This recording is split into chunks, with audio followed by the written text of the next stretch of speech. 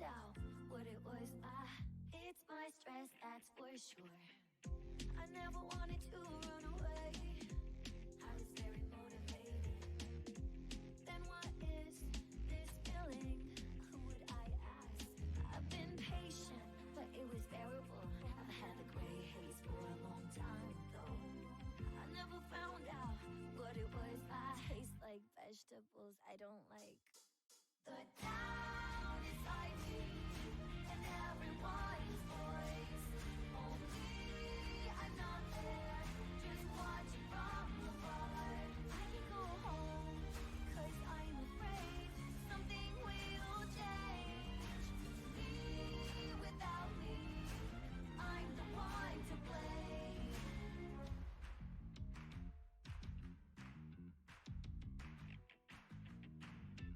I'm not waiting for Santa Claus. I already have the gift, just can't open the box. I know all about it, no one can solve it.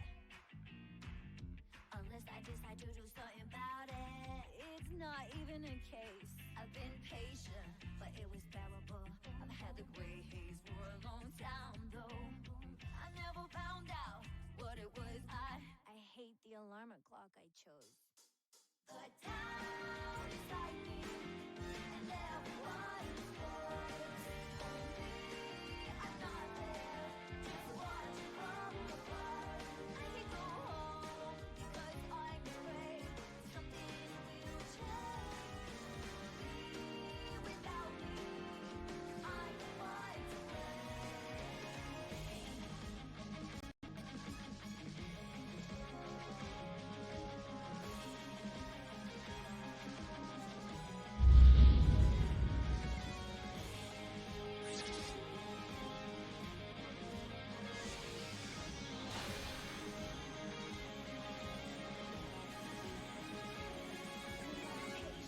My body is light. Let's paint the gray haze into sky blue. I know who you are. I'm not leaving you again.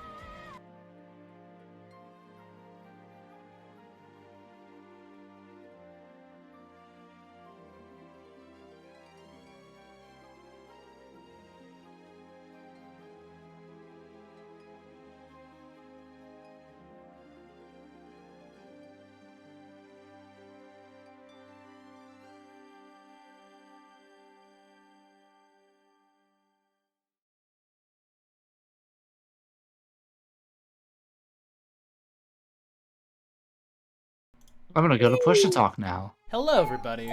Welcome once again to 428 Shibuya Scramble. The reason why it took so long is because we were pre-voice casting a game that hasn't come out yet.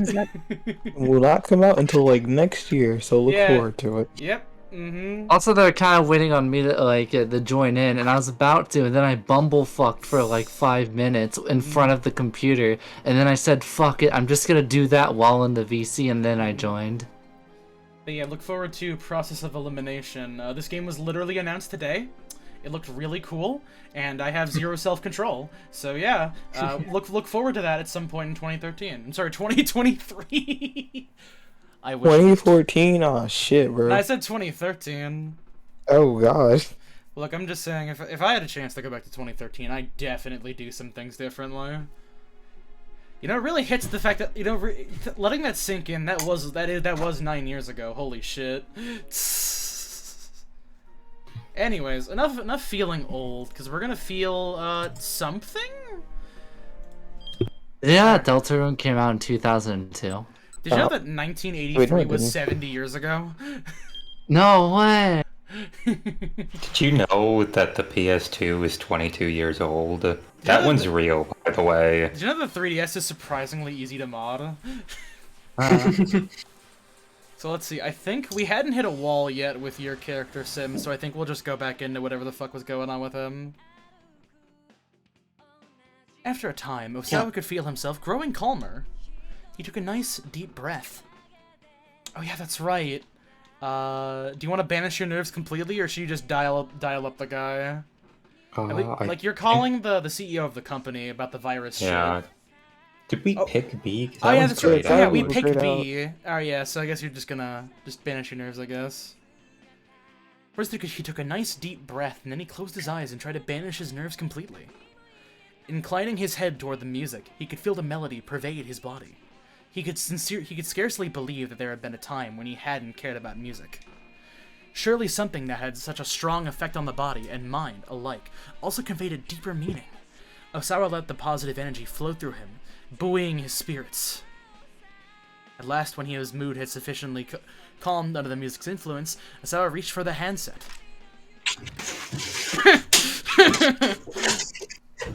Reached for a handset and threw like 5 different plastic containers off his desk in the meantime. Nice job cleaning your room, Osawa.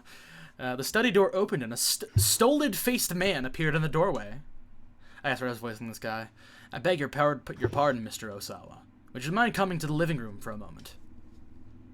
We'd like this. I mean, I guess companies do have living rooms sometimes. This is not a living room! Like, I can't tell if this Yeah, is it his is. house or not. Yeah. There's a TV back His there. wife came in, That's so a I dining presume room. Why it's is his house. Japanese Angry Joe to the right? 4 hours. The detectives assembled in the living room. All wore grave expressions. The room was brimming with tension, and Osawa felt it ramp up even further as he entered. What is it? He asked. Has something happened? The men who had come to find him turned to speak, hesitating at first. Who wants to be man? Yes, Okay. it turned out that I feel like I'm going too old for these young men. Yes, I agree. your other daughter, Hitomi, has been abducted by an unknown party. Oh. Abducted. Osawa's mind worked.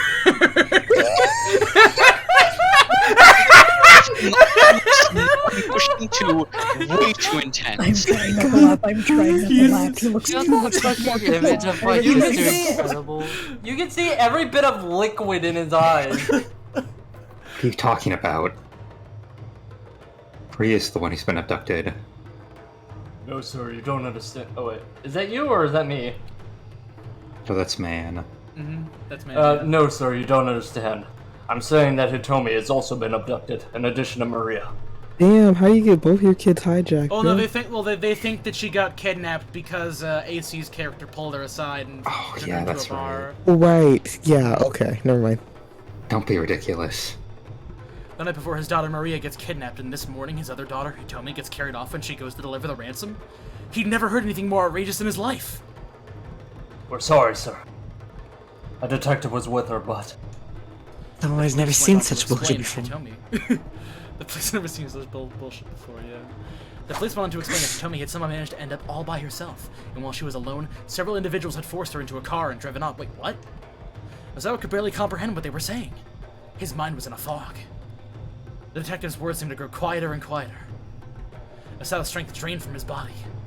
His ability to process external stimuli began to drift far, far away. He's going nuts. It's not possible. It can't be. Could no one keep them safe? Not me. Not anyone? Girls, they... I'm gonna turn you up a little bit. There we go. Oh. No, you're fine. No, you're good. You're good. It's just... Hitomi. Maria. It's not true. This is all just a bad dream. Some kind of sick joke. It's not true, it's not. It's all just a bad dream. It's a lie. It's a twisted joke. Someone made this all up. Stop it. Stop saying this. I don't want to hear it. Tell me it's all a lie. Tell me it isn't true. Tell me now, please. Tell me this is a nightmare. Tell me, please. Slowly the ceiling began to spin. Then Osawa's vision went to wash with white. He was whitewashed. Bad ending! Oh, no! Should have calmed your nerves. The worst case scenario. Osawa had a complete mental breakdown when he learned that not just one, but both of his daughters were kidnapped. But surely there had been someone who can keep Hitomi safe. It's been on the run with Achi. But just what are they up to? The key to changing her fate and her father's lies with Achi's decision at 11:05. Okay. Should we check out Noir's character, or do we want to just go progress this guy's story? I'm a bit interested to see what the hell this I- dude's deal is. Have we even Nobody seen him called. yet? We have yet to even touch this guy. To be fair, I might need to go grab a pizza real quick out of the oven. Okay. Oh. How far away is your oven? Too far away that I won't be here for a couple minutes. Alright, fair enough. Well then here, in that case, I guess we will just catch up with Achi. Oh, pardon me. The man with the cane aimed his gun at Hitomi, his face devoid of emotion.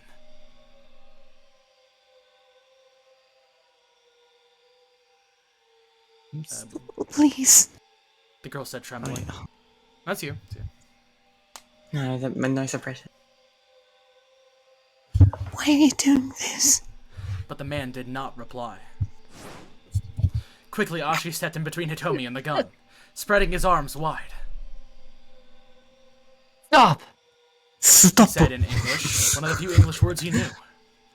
He quickly reverted back to Japanese. Who the hell are you? Still, the man did not respond. You know this guy, Hitomi? No. Ashi was sure he'd never seen this man either. What are you after? Money? Because if you are, boy, you are wasting your time chasing us. The man furrowed his brow, adjusting his point of aim to Achi's face. His bloodthirsty gaze left Achi no doubt that he was willing to pull the trigger. Reflexively, Adachi took a step back, his foot clattering against the discarded beer bottle. I almost said Adachi reflexively. I heard that. Yeah. Adachi! Adachi! This is your inner monologue. Reflexively. Wait, we're going to get gunned down for sure. Unless we can find some way to catch this guy off guard. It didn't need to be much. If Achi could just distract the gunman for a moment, buy himself the briefest window. Shoot me then. Go on. Do it! He stepped forward as he shouted, hoping the provocation would confuse the guy for just long enough. Even as Achi moved, the gunman's attention was distracted for an instant by a sudden sound. The phone in his breast pocket was ringing.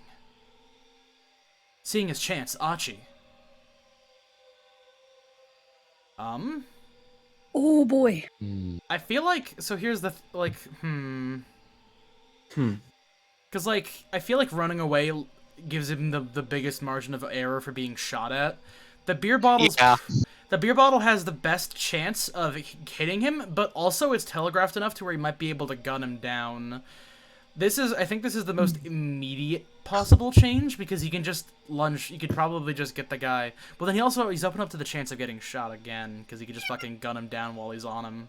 Yeah, if he goes to lunge, there's no, still wait, a chance he can he has shoot. no, but wait, he has a at him. cane though, remember? So his balance is already a bit off.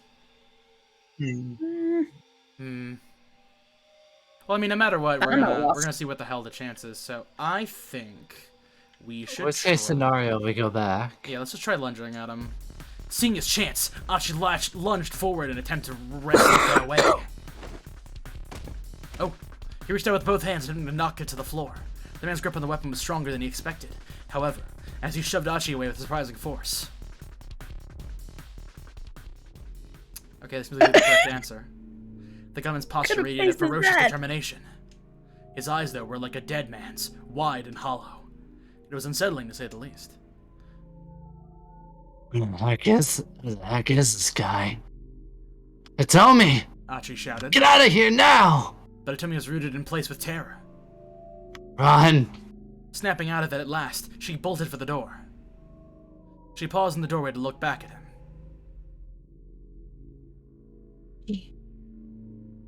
What the hell are you waiting for? Achi snarled. Get out of here now! Finally, Hitomi slipped out of the building.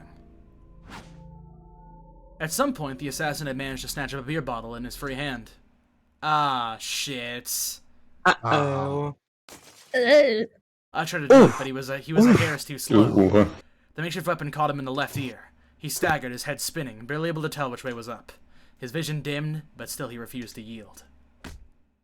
Yes, he headbutted the man in the nose as hard as he could. The assassin staggered backwards. Ah, they both died. Shit. Okay, beer bottle was the correct answer. Let's try that again. What if it comes to find out it's like it doesn't say bad and it's like this character dies but he was Beaten meant up to. by the man with the cane. There's gotta be a better way to choose a less risky course of action, so yeah, we gotta use the bottle. I love it's like, oh, you were beaten up with a guy with a cane, ignoring the fact that the man had a gun. No, the gun was his cane. No, they had like a Used- normal ass gun. He used the bottle. Seeing his chance, Aji snapped the beer bottle and swung it at the assassin. The man narrowly avoided being struck, but he staggered wildly off balance. Waggered off balance. He wagged. Oh me. Achi grabbed her by the hand and dashed out of the club. The two sprinted away through the side streets and alley of Shibuya. Achi began to feel as if they were running some maddening maze. Before long, the two had made it almost as far as Aoyama. Wait not. Wait. I think that's supposed to be a Tommy. I guess. Wait up. Huh? Achi, wait up. Achi glanced back at Hitomi. Ah, my bad. Guess we've been running pretty hard. You tired? Hitomi shook her head. No, I have to go to Dogenzaka. Dogenzaka? What for? What could she possibly need to do there now? That's what I was told when I headed over the attaché case. The man leaned in to whisper to Hitomi as he reached out for the case. Who the fuck was voicing this guy again? We didn't have a voice. He hadn't talked yet. Does someone want to voice a shady man? Who will voice the shady man, I wonder? AC already has too many characters. I was gonna say, like, exactly I voiced the as I pro say. tag. Yeah, I'll just do shitty man. I don't have. Let me whisper in your ear. You're going to do exactly as I tell you. Two things. I guess He it's, wore a cool, feigned smile as if it were some casual conversation. First, you're going to Dogenzaka and get in the blue van there. Hitomi nodded wordlessly. Is he Sweden? no German. Second, you will not attempt to contact either the police or your family in the meantime. Is His he chilling Sweden? tone brooked no argument. Just those two things, and we'll let your sister go. Hitomi nodded again. The man flashed her a big, bright grin. Okay, then. Give me the money.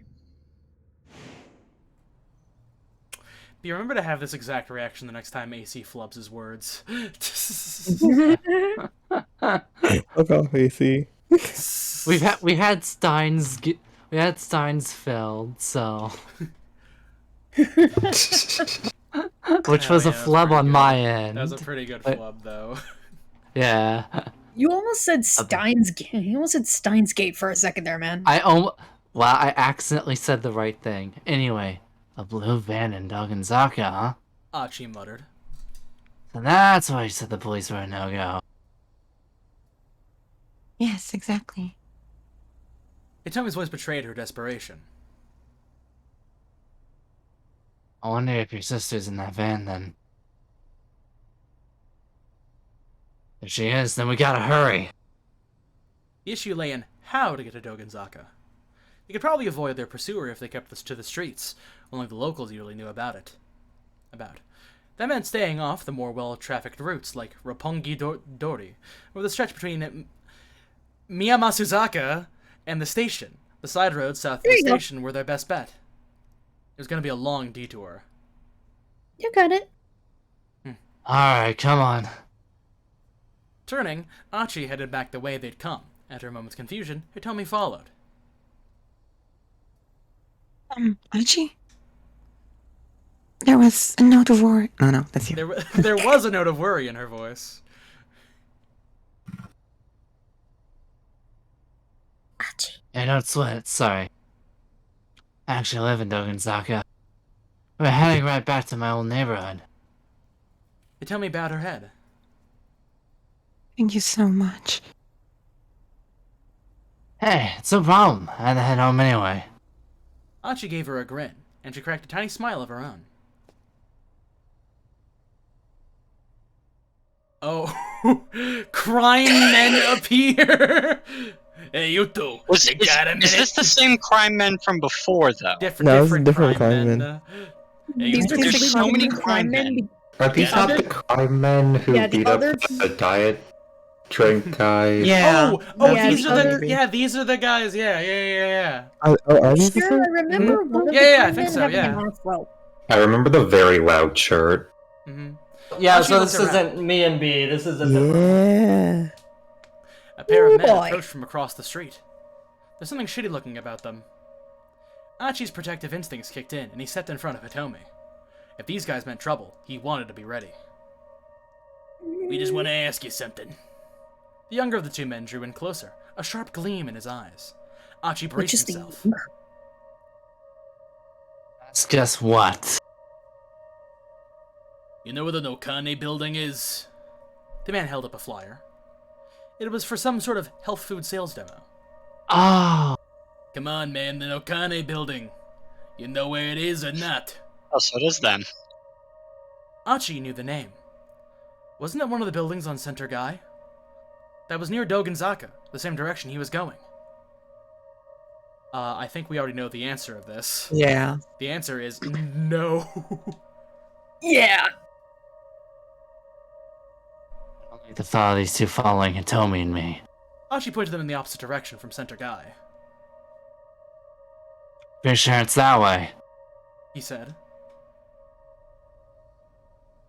Thanks, man. Sorry to bug you. The two men headed off toward the main road. Were you stereotyping? You just thought those were No. Yakuza? And It's they the said bat. At least they said thank you. Also, I'm glad he said pretty sure because that leaves room for plausible deniability.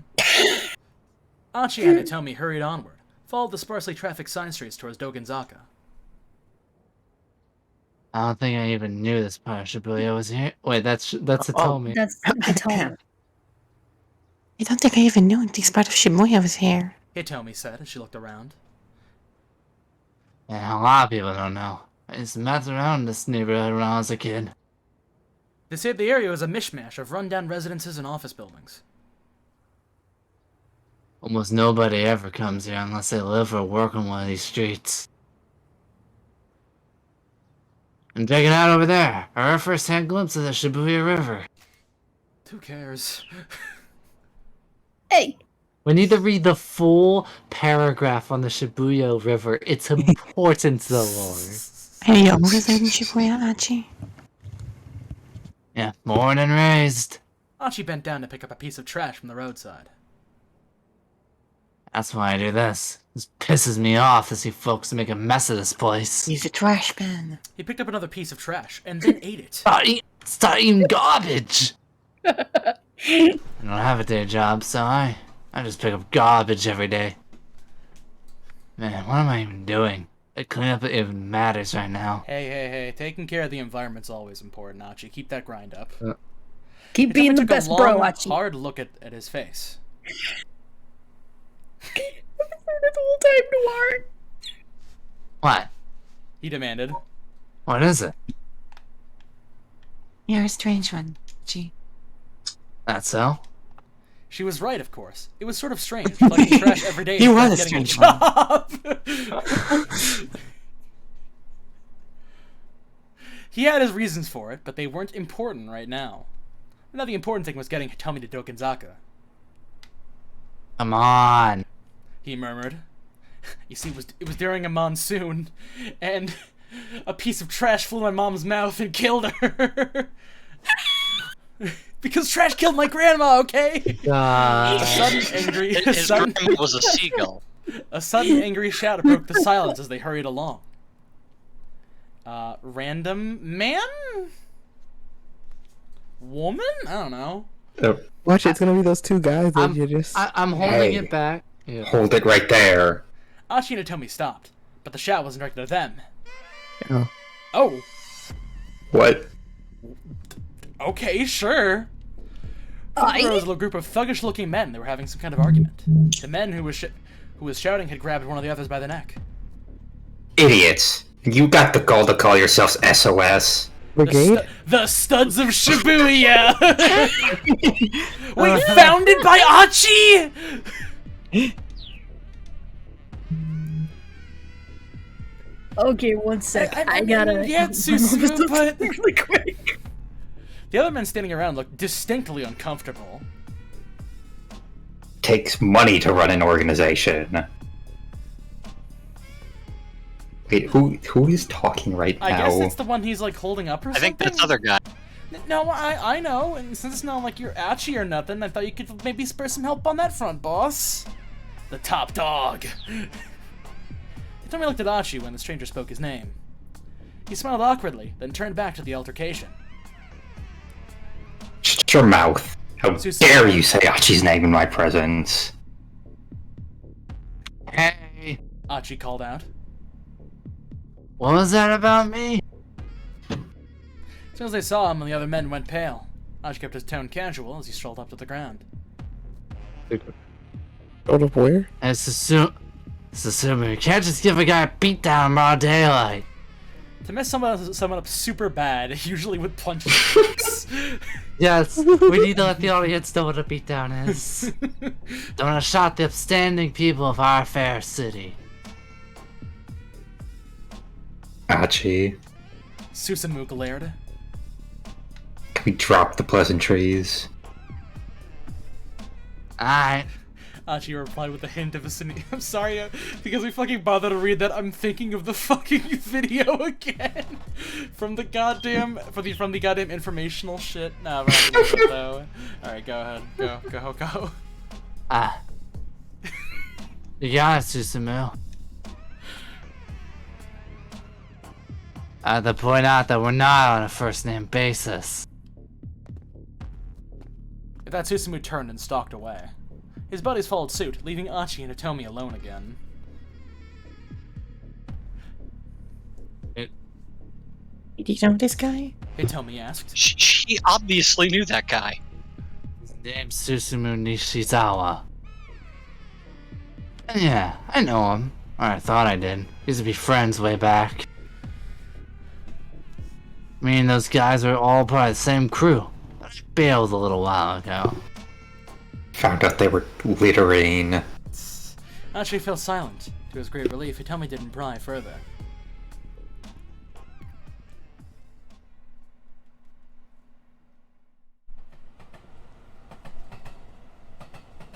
Achi and Hitomi had gone a short distance further when he caught sight of a man picking something up alongside the train tracks. I wonder... Achi went over to him. Hey man, you picking up trash by any chance? Oh, who wants to be this guy? Not all at once. Funny. She just said not alone. I said on. Alright. The man, Takeshi Yasuda, a 35-year-old, just opened up a knick-knack shop in Shibuya. Achi knows Shibuya like his own backyard. But this Yasuda guy is new enough that Achi doesn't recognize him. Don't fucking say a word. You see, sometimes they say that. Sorry. Still you. Just kind of looked. Oh, yeah, I thought that was narration. Oh, that it was just Achi, kind that of was looked Achi, like that that's was what Achi. you're doing. That was Achi. That was Achi. Wait, what? That I think that was Achi. Oh, that's Achi. AC? Oh fuck. Sorry, You're just gonna so look like that's what you were doing. Oh, yeah. Yeah, I'm picking up the trash, of course. The guy seemed pretty unnerved. I just got to thinking, man, this place is filthy. Right on! Achi jump Shine in his scare! eyes. Jump scare! I come back to Did you this. say the line is... Yeah, Achi yeah. claps the man's hands in his own. He's so Someone happy. else who gets it.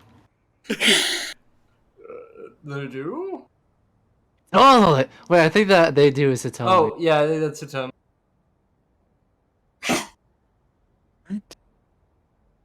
Oh, What? Wait, is that I don't Hitomi? know, just assume it's the guy talking. Totally. And I see all this trash all over the place, and I just can't stand it, you know? Oh, yeah, sure. The man breathed a sigh of relief. This reminds me, you know that it's like the reverse of that, like, Squidward up to, like, the kid image. And it's like, Shibuya's strongest soldier when he sees someone cleaning, I'm going to save you. I think this is still you? I can't stand it when someone throws something away. Wait, can I be heard? Yeah, you're good, you're good. Yeah. Alright, Gone cool. heard. I can't stand it when someone just throws something away and it can still be useful. I hear that. That's the spirit! Ash pulled out the trash he had stuffed in his pocket. Here you go. Well? Go ahead, have all of it. The man looked dumbfounded. Usually go around picking up the trash around here. But I've got a thing I gotta do today. You got it from here. I'm counting on you. What? Actually, I'm kind of... Great, thanks. Ashi beamed in approval, then rejoined Hitomi and headed on down the street. I love Ashi so much. Remember how to sigh. This guy. Fine. Who's this guy? Flash forwards to the credits where it's like, this is the guy who wrote the game. Slipping through a narrow back alley, they came out near the top of Dogenzaka. Ashi looked down the hill, but didn't see a blue van anywhere. He and Hitomi started making their way down towards Shibuya Station. Hitomi muttered to herself. I don't see it parked around here. Her face twisted up with worry. It was a lot harder to find street parking closer to the station. Hitomi, hold up. Ashi had a sudden idea. He darted into a nearby soba restaurant, motioning for Hitomi to follow. Irashaimase! Irashaimase! Hey, He called her to the proprietress, a sharp-eyed middle-aged woman. You're looking as lovely as ever today, I see. AB, do you want a character? Sure, why not? There you go. Hey. Hey, you're looking as lovely as ever today, I see. Wrong one. Oh, sorry. Never mind. Wrong one. Can't read. Let's try that again. Oh, Achi, are you done collecting trash for the day? The lady. Maki Yoenda. When she was 19, she happened to stop by this place and was captivated by the chilled curry soba. By day's end, she had decided to make the restaurant her new home. Married to the owner at age 22, and they managed the establishment together. Last year, her husband of 30 years passed away. Now she safeguards the secret of chilled curry soba on her own. Ooh. Chilled curry soba. That does Took a sound look pretty at good. Hitomi, her eyes lighting up. Is this your girlfriend? No, it's nothing like that. The proprietress was undeterred. No, she looks just like a model. And she's the spitting image of me at that age. Hachi's got himself a girlfriend. I said it's not like that. The woman waved Hitomi over. Now, you know Achi's got a bit of a mouth on him, and he's not the sharpest tool in the shed. He's looking kind of dumb with the finger in his thumb. But he's a sweet boy. Okay.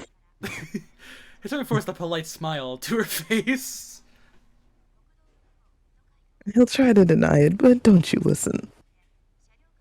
Has he told you about Suzune? Hmm?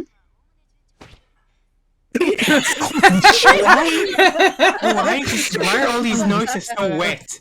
Why is it like a squelch noise? Meaty thwack all chuckle. He didn't even like move his Nickelodeon. fucking teleported. He fucking did like the raging This is a demon. very common writer shot. Ishun Sengek!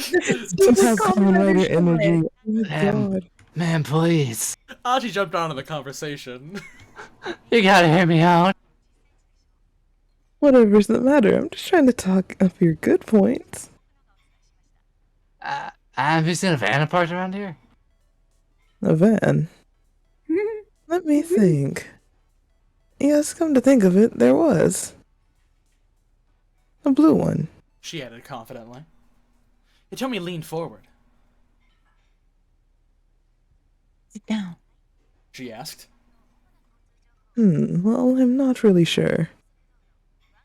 I don't keep a close eye on things outside, after all.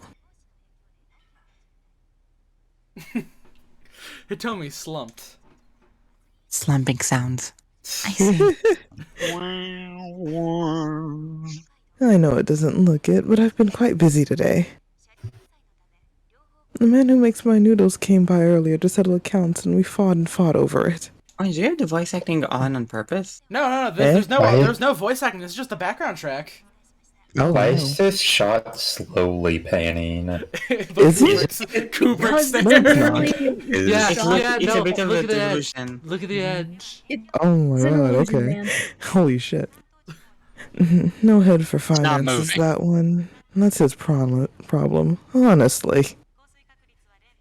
And on top of that, of course, my part-timer Masa has today off. Honestly. First-year student at Midoriyama Academy. A sweet young man who works as a part-time delivery driver. Who cares? Also will be the glue that holds this all together. Masa was the guy picking up trash. That's what. No, we know that's somebody else. Had she really seen a blue van or was she just being chatty?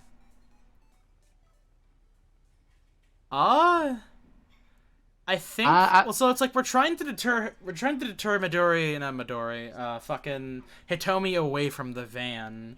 So should we not believe her then? So like, here's the thing. Like, I don't know if we should believe her or not to keep Hitomi away, but also I do believe she is telling the truth because we mentioned nothing of the color of the van, and she mentioned blue, like the color of the van. Wait, So the hold on fact a that she second. brought Didn't we that. say- hold on a second. Yeah, come to think of it, a blue one, she added confidently. Yeah, so we never said anything about what color the van was, and she was able to get the color spot on, so she definitely saw it. Now the question is, should we believe it? But is she in on it? Does she know? Why would she be in on it? What was she cooking? She's a soba proprietress. This is a Shibuya scramble. So, we know what she's cooking. Women Actually- of her age weren't always the most reliable. I actually wanted to make absolutely sure. You really swear you saw it? Of course I did. Why would I lie about something like that? Do you pinky promise that you saw it? Her pride let out an annoyed huff. I'm not much fond of lying or being called a liar. I didn't mean it like that. Really sorry to bother you. Bad ending. You have lost face in the neighborhood. Hitomi hung her head in frustration as they left the soba shop. Archie did his best to cheer her up. Yeah, we might still find that car. Let's start riding around here for a while. Waiting? What good will that do? It's possible that they weren't looking for you when you didn't show. Archie said. Maybe they'll come back, you know? He sat down on the edge of a planter outside the restaurant. But the criminals already have the money. She said anxiously. Even Archie understood the implications. And the crooks had the ransom. Their hostage was nothing but a liability. Why feel the risk of letting her go when they already had what they wanted? The situation was bad. Very bad. Still, just running around Shibuya willy-nilly was only going to tire and frustrate them. Archie wanted to make sure Hitomi had the chance for a little break. We don't have anywhere else to look, so let's give it 10 minutes, okay? He said. Hitomi seemed unconvinced. Like she might just march off down Dogazaka at any moment. I understand how you must feel, but you know what they say. Slow and steady stay in place. That is not what they say. Fool me once, fool me twice, fool me Hitomi chicken burst soup out with rice. laughing. Huh? What's so funny? And some Soul Asylum started playing. It's slow and steady wins the race. For real? Hitomi smiled and then sat down beside him. Alright, we can wait here for 10 minutes. Cool, we've run enough races today already, right? Hitomi kept her eyes on the cars passing through Doganzaka for a while. Then she murmured softly to Achi. Thank you so much for everything. Really. I you can thank me after we find this van. I'm sure if I'd been by myself, I'd have been too much of a panic to do anything. Ah, what can I say? I keep my head up and face things as they come. You're quite the optimist, aren't you? Archie grinned. He tried to recall what optimist meant. He was pretty sure it had something to do with doctors. Or maybe glasses. The shy, sweet look on Sally's face as she said it, though, made him figure it probably wasn't a bad thing, whatever it was. Yeah. Oh my god, Archie, you're so fucking stupid. Cars drifted on by, one after the other, but they saw no sign of the blue van. Maybe because they were looking away from the street. Even Archie began to grow impatient. They were starting to feel like this was a waste of time. And then...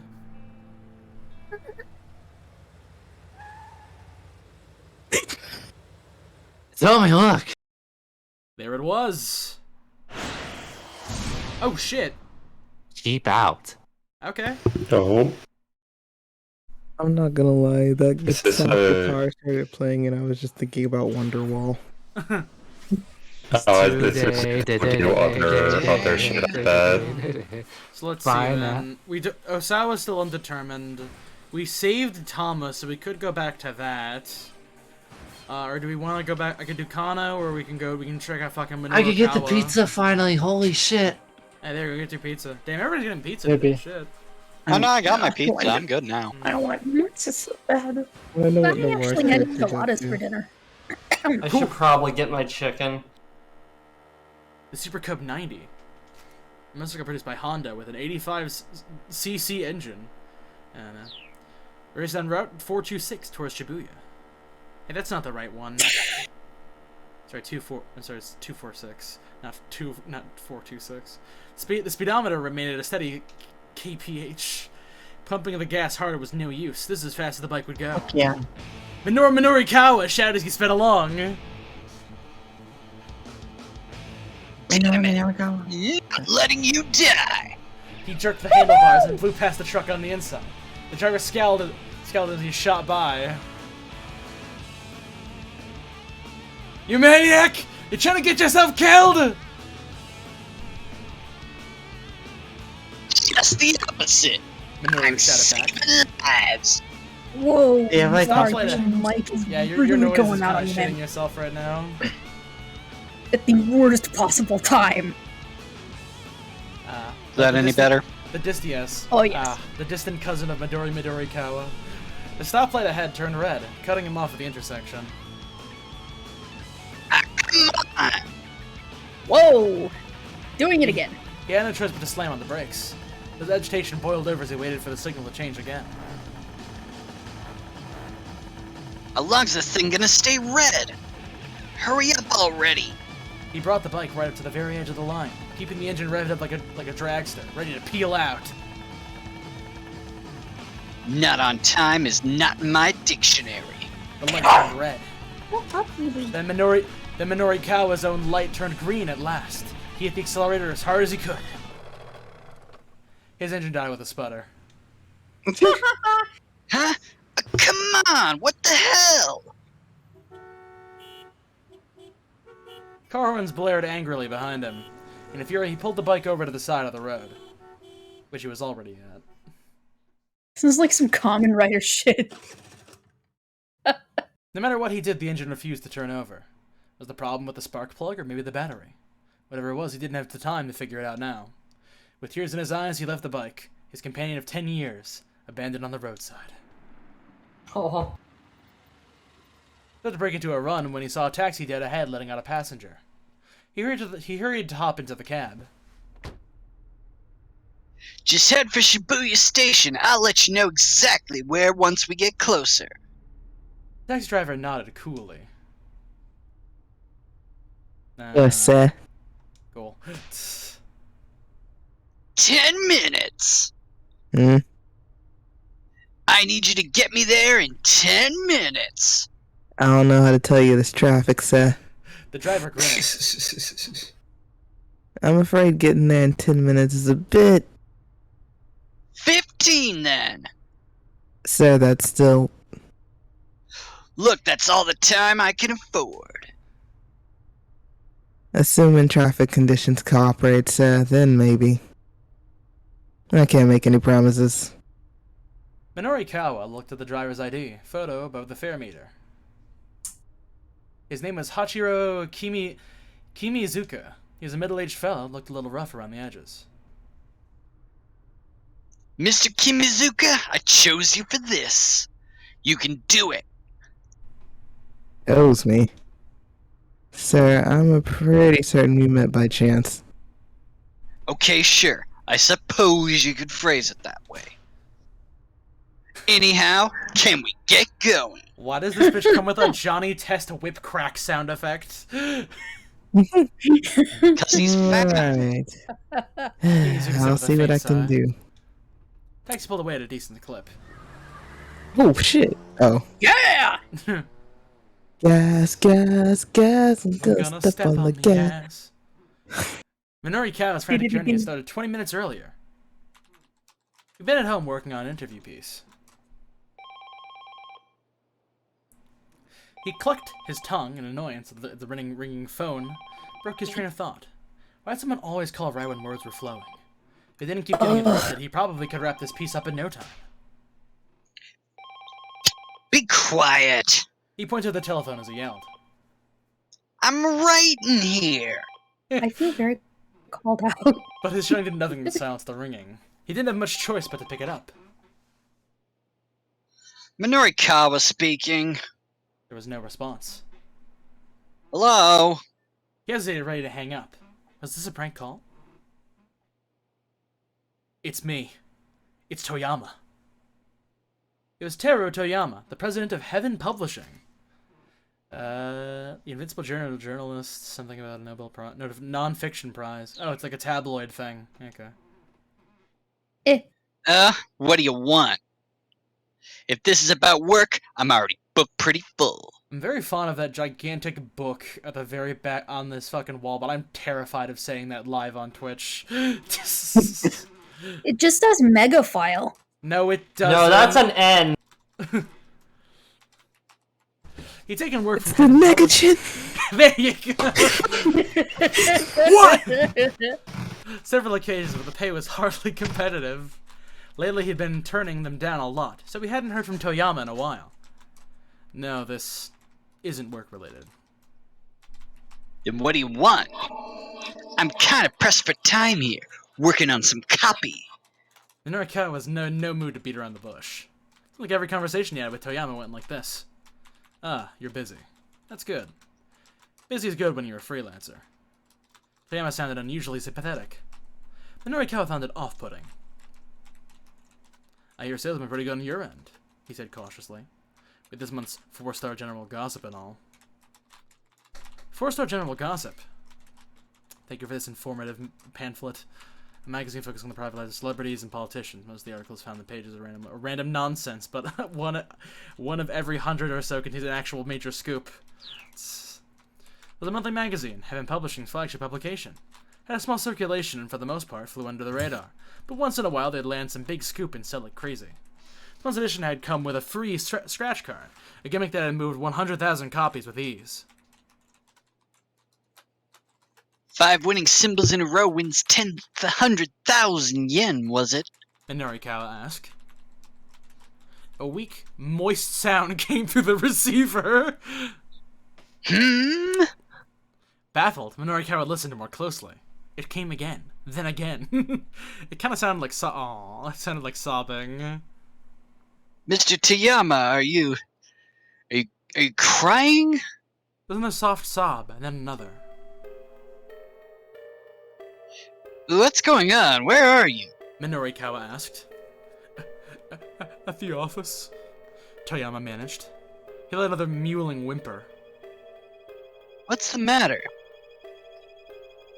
It's nothing. Bruh. It's gotta be something. Come on, what is it? Toyama gave no reply. Mr. Toyama, you still there? Silence. What is it? What happened? Hmm. Look, doesn't tell me anything. What the hell is going on? Toyama squeaked out a drawn-out whine. Okay, I'm sick of this. I'm hanging up now. Minori was about to break the connection when he heard Toyama murmur. He doesn't have the 100K. The only thing I can do now is die. Next lurched to a sudden stop as the driver slammed on the brakes. Norikawa pitched forward, his face smacking against the back of the seat in front of him. Kimizuka stuck his head out of the window. Careful, buddy, you're gonna get yourself killed. Hey! Norikawa blinked the stairs from his eyes and saw a man moving along the cab. Grabbed onto the handle of the back door. Please, you need to let me have this cab! No way! Norikawa snapped. Sure does this guy think he was? Please, I'm begging you here. Look, I'm in a hurry, pal. Get your own cab. I know how ridiculous this must sound, but please, this is really, really urgent. Urgent? Yes, it's a matter of life or death. Please! This guy did look pretty desperate. Look, I'm sorry, but I'm dealing with something urgent here, too. Then let me ride with you. I'll pay for the whole fare. My entire future's on the line here. This guy sure was persistent. Maybe he was telling the truth. But Norikawa had problems of his own. Sorry, buddy. It's life or death on my end, too. I gotta look after me and mine. Right. So sorry to trouble you. Finally, I gave up and shuffled away. Guess it couldn't have been that much of a life-ending crisis after all. Norikawa checked his wristwatch. Damn it! That just cost us 5 minutes! I'll try to make it up, sir. The driver called back. The taxi lurched into motion, the engine quickly revving up to speed. They're excited about it now. Oh, whoa! Whoa! This dude's zooming! Holy shit! Yeah! You have to fucking go! Once inside the building, he avoided the elevator in favor of rushing up the stairs. Heaven Publishing rented out the 3rd and 4th floors.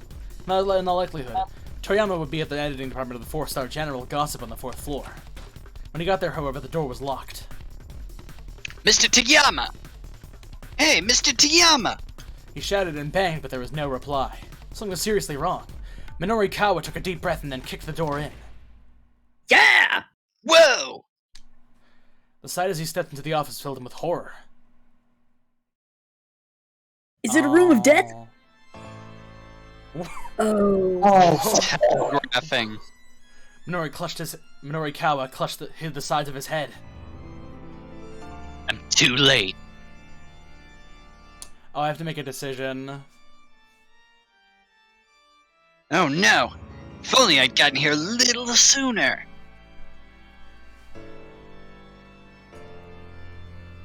Oh. Just 5 minutes. Yay! Okay, so we gotta go back to see what the fuck Kano is up with. Nyum. What? He was zooming at the same time. Sorry, I have He's my going around at the speed of sound. You look at Kano. Does it sound like the one guy that finds out that Yukin Nagito is on the other side of the mic? As he wandered through the back alleys, Kano gritted his teeth. Going after the guy on the bike had been a bad judgment call. By the time he got back up into the pedestrian overpass, the man who'd thrown the attaché case was almost out of sight. Kano prided himself in being fleet of foot, but he knew that even he would never be able to catch up the guy before he disappeared. He'd followed the culprit as far as the alleys, but then he'd lost him completely. All he could do now was hope one of his colleagues caught the man on the motorcycle. Kuze's voice crackled through the earpiece. You were Kuze, Noir. Mobile Command Center calling all units. Suspect on the motorcycle has handed off the case to another accomplice in Miyashita Park. Another foreigner. For real? Kano muttered. One thing immediately struck him as strange. Why hand the case off to someone else at all? Why not just escape on the bike? The man with the motorcycle dumped the bike and fled on foot. We've retrieved the bike and run the plate, and we've determined it was a stolen vehicle. We still don't have enough details to positively ID the suspect. The suspect? No, oh, it's still you. Still you. The suspect now carrying the attaché case is heading through Dogenzaka, also on foot. We got him under observation. Dogonzaka, huh? That wasn't too far from where Kano was now. Still... Looks like we're dealing with a foreign crime syndicate that's familiar with Shibuya. All units head to Dogonzaka. But do not, I repeat, do not attempt to apprehend the suspect with the case. Let's see where he goes. Kano nodded himself without knowing more about the Crook's MO. Letting this guy go for now is probably the only real right call. Just want you all to know one last thing. Kuze's tone grew more solemn. Whatever happens, I know I can count on each and every one of you. Don't disappoint me. Over and out. Kano had the unsettling feeling the message had been meant for him. Right, it's now or never. Sudden appearance of the syndicate and its bizarre actions were rapidly moving things beyond the jurisdiction of both the MPD and local police. Mustering his resolve, Kano headed for Dogonzaka. Kano pulled his cell phone out of his pocket. It was Rumi calling. She knew full well he wasn't supposed to take private calls when he was working a case. Maybe it was an emergency? He decided to pick up.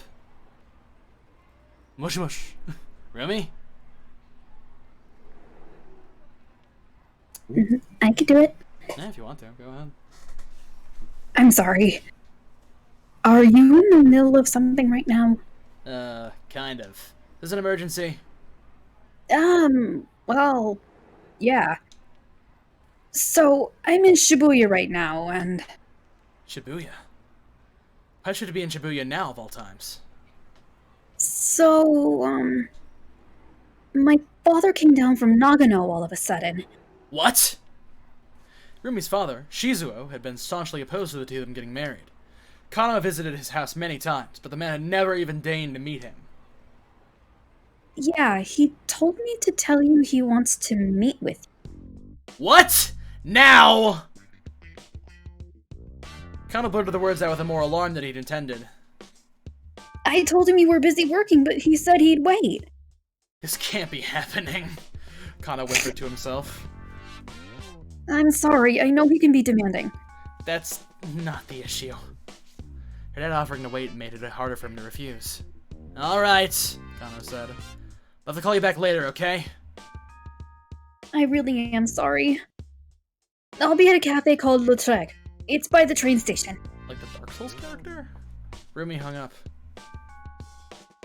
For a long moment, Kano stood in a daze, staring at his phone, as if keeping up with the case wasn't stressful enough.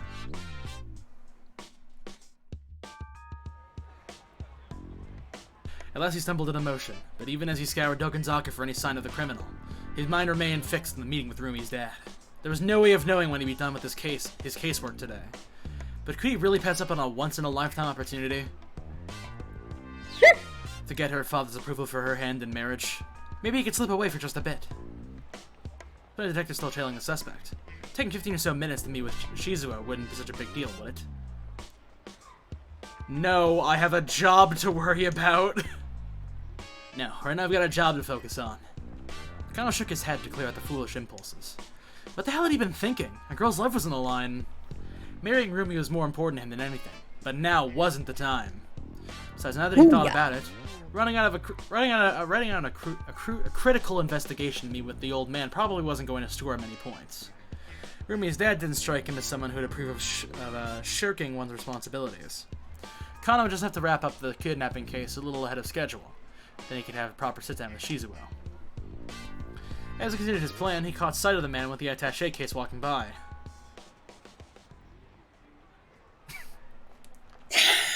Further up along David Mitchell. Oh shit! That man looks like he's just strutting. This dude is vibing right now. I don't know why. I'm just imagining this man's like head going bombing up and down for whatever reason.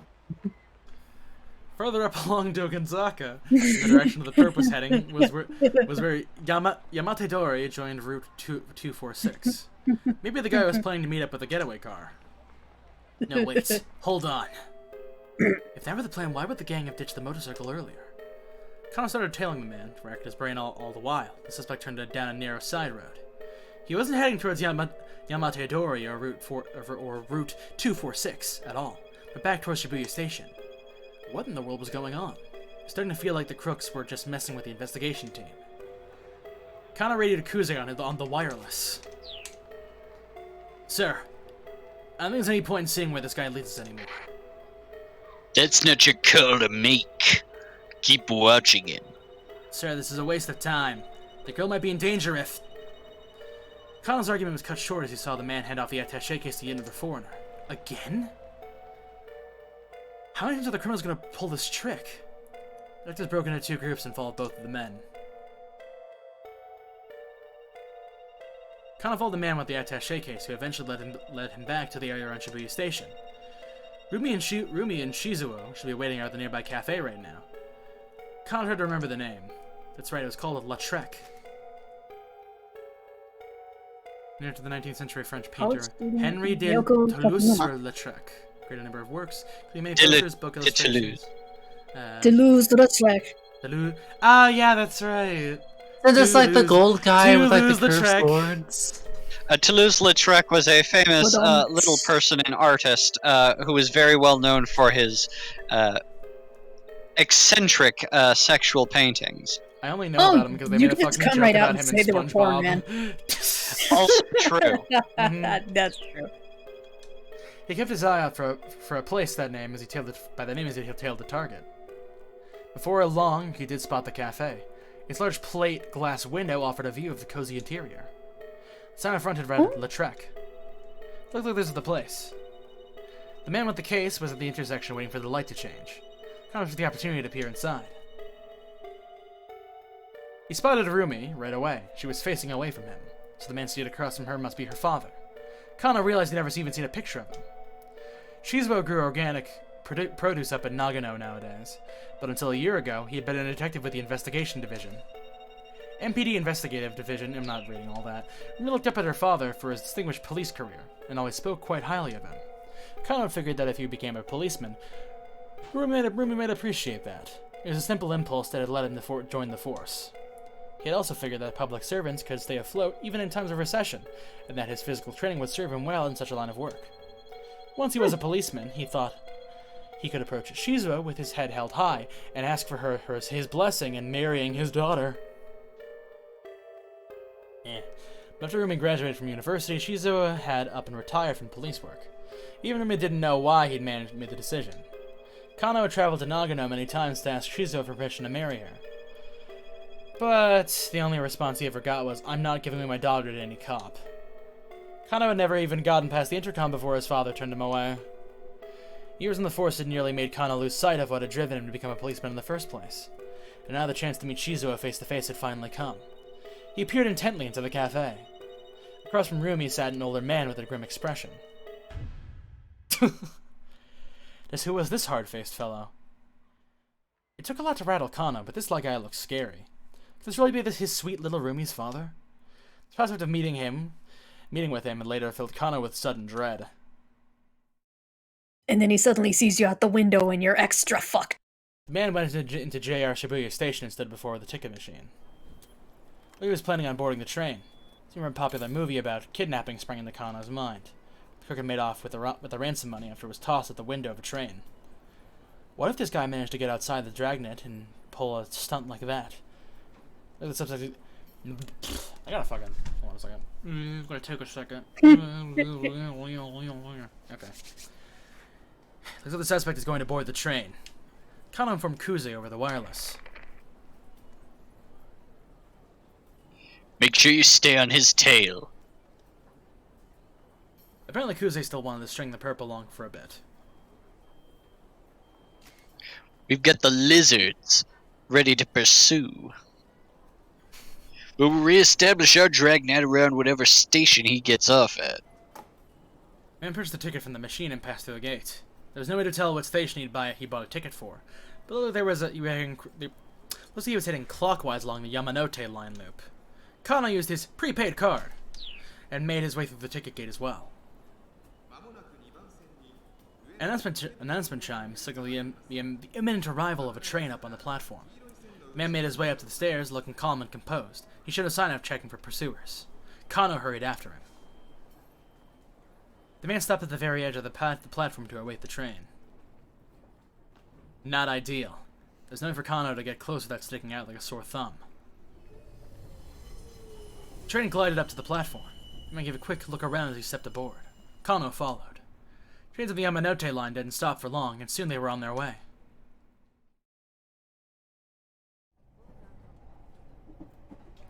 Glancing around, Kano noticed other NPD investigators who had stepped aboard the train as well.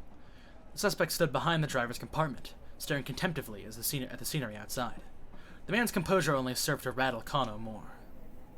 A man in a gaudy necktie walked past Kano, talking on his cell phone. Supposed to be a guy talking on his cell phone. Can I be cell phone man? Sure, Just go. Yeah, go. Yes. Everything's gonna be fine on this end. He said. There's no need to worry. In his other hand, he carried the same sort of attaché case as the man they were tailing. He headed right towards the driver's compartment and stood next to the suspect. Well, now that's not suspicious. Kind of leaned his head subtly, starting to make out what he could of the phone conversation at the other end of this car. Yes, of course. 225 pages, all fully proofread. 225? Article 225 of the Penal Code of Japan details kidnapping for profit and kidnapping for ransom. Accordingly, 225 is the police shorthand for kidnapping. That was police jargon for kidnapping. Was this guy in cahoots with the kidnapper? Maybe the criminals had planned an attaché case swap. Kano watched the newcomer like a hawk. Rather than making contact with the suspect, the man turned around and strolled back to the way he came. He hadn't done anything suspicious at all. Yes, right. Aha. Aha. Uh-huh. Understood. Kano stole a glimpse of the man's face as he passed. He stopped and looked at Kano, seemingly aware that he was being watched. Kano decided to... I think he's Stand a bit down. I think he's unrelated. I don't know, this seems a little... Like, there's nothing really suspicious about it. He didn't take the case. This could just be like a non-decision, though. My gut's telling me to stare him down, man. Fine. I'll give him the stinker. Kind of said to stare him down. Ah, my apologies. The man said. He should have went with a click. I know it's rather rude to talk on one's cell phone when you're on a train. Yes. That's just common decency. Some shit's gonna happen to the fucking attaché case while I'm talking to this dude. The man affected a smile, then headed back to the car from which he'd come. Sheesh. Guess I overreacted. I'm guessing this is some random otaku? And if only we had Roboot here. Very good censorship. I voiced like the sophisticated man, and then slime character comes up. I'm like, no, I already voiced the other slime. guy. You gotta stop staring at everyone. An oddly dressed passenger murmured in Nakano's ear. Oh my god, it's the guy! Sasayama, when you get... Oh, wait, is that... Oh, this is actually AC's character! Shit! Yeah, oh my god! You gotta disguise your voice. Stop staring at everyone. I just patted my head maybe in Nakano's ear. One more into your surroundings more. Sasayama, when you get here... This part somehow found time to change his disguise. The steely expression on his face was at odds with his anime nerd getup. Oh my god. Sasayama, disguise. Yo, informative video! Wait, hold up. What does that other one say? Okay, Plenty of it. Santa is a must for criminals. Stick out with a smile. Keep presents in bag to calm the children in case of an emergency. Okay. Use this for train stakeouts. Don't forget awkward smile. Bag of merch going too far because there's a fucking put our attention in crowded cars. Prized possession, clutch the chest. Glasses are crucial. Filled with posters and figurines. Tragic expression, sunglasses, suit and posture amplify wild animal side. Disguise for stakeouts. What coworkers and know warehouses. beforehand so as not to be mistaken for the real thing. La! Handcuffs up sleeves, arrest crook while practicing discipline. Might help to stop funeral robbers. For nighttime stakeouts. What? You have Hardcore exposure. material. Plenty of exposure. Wait, what does that song say there? Emphasize Emphasize bulginess in final bulginess version. in final version. Boy. Holy shit. Yeah. It's plenty of things about the ears. Chief magician, chef, magician, samurai, and an astronaut to name a few. This is a new extreme even for him.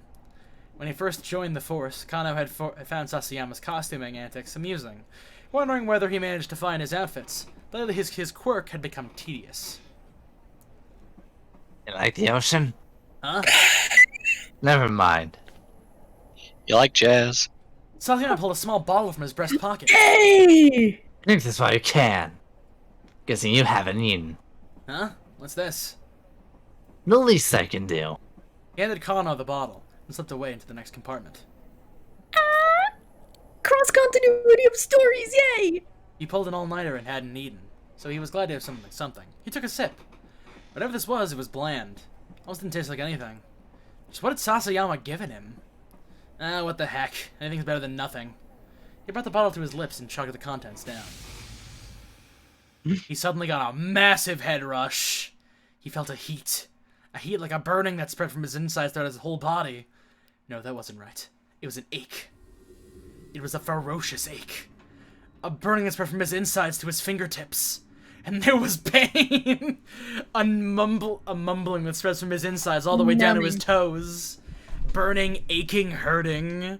Burning, aching, hurting. Burning, aching, hurting. Twitchy, itchy, dizzy, sleepy, chilly, willy-nilly. This was not good. This was super duper not good. He broke These into a drinkables cold ain't shit. sweat. Not the burning hammer carrying the virus or whatever the fuck. Yo, that's He the broke into a cold twist. sweat, his forehead drenched, his body damp and clammy all over. He felt his grip of conscience slipping. Sasayama, what the hell did you do to me? With bleary eyes, he squinted to read the writing on the bottle.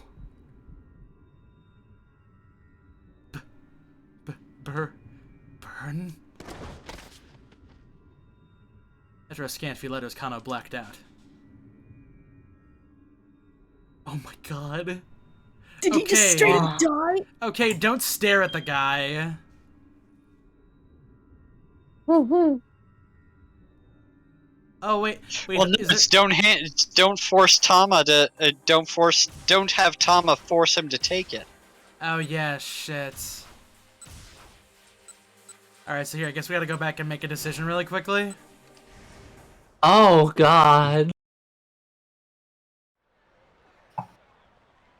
Alright, so give it to the guy on the left instead. Try to force it off on the businessman to my left. Here you go, sir. Free sample of Burning Hammer, the latest and greatest diet drink. The businessman flashes me a look of utter contempt and makes a point of avoiding me as he slips past. Bam! There goes the wind right out of my sails. I wonder how the other mascot is doing about now. Cool. Okay, that's dealt with.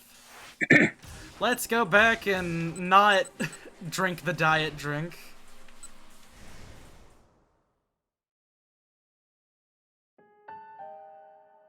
If I just look away nonchalantly instead. Oh, it doesn't fucking matter! Send his gaze right back. Some team member locked in a staring contest. Yeah, okay, same stuff. My apologies. It's just a guy! This is the conversation Why are you we've voicing already him like had that? It's really bad. You gotta stop sorry, staring just- at everyone. Censorship of Oh that wait, shit. shirt is great. Whoopsies! I fucking hit the goddamn thing by accident. Oh, Sasayama-san?